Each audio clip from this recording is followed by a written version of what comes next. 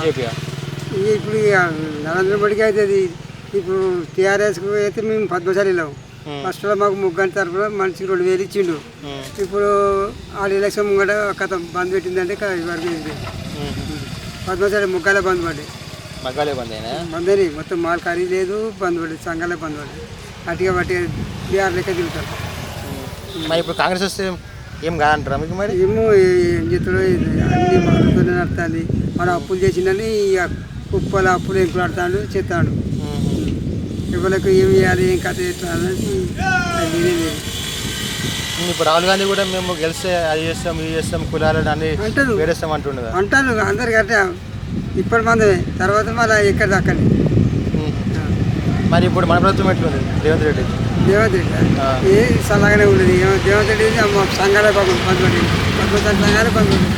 ఇప్పుడా ఇప్పుడు నేను ముగ్గురు నేర్చుకుంటే బంద్ ఉంది. దాన్ని మాలు ఖరీదు చేసి లేదు, మాలు ఇచ్చి లేదు.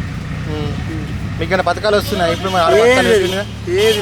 ఏది రావట్లే? ఏది రావడం లేదు, వచ్చిందే బంద్ అయింది. ఫ్రీ కరెంట్ అన్నాడు, వస్తలేదా?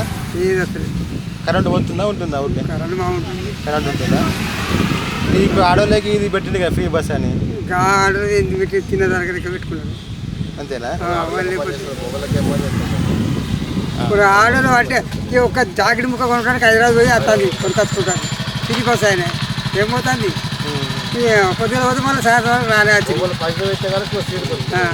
దేవాలయానికి కూడా పోతాను వస్తాను. మా సంఘాలకి బంద్ పడ్డది, మా ఖరీదు లేదు. అది ఎట్లా చేస్తారు ఏ కథ? మా నాయకుడు లేడు, మా సంఘాలకు లేరు. ఉన్నాక కట్టేటప్పుడు మొత్తం సంఘాలని బంద్ పడ్డది, మా ఖరీదు లేదు.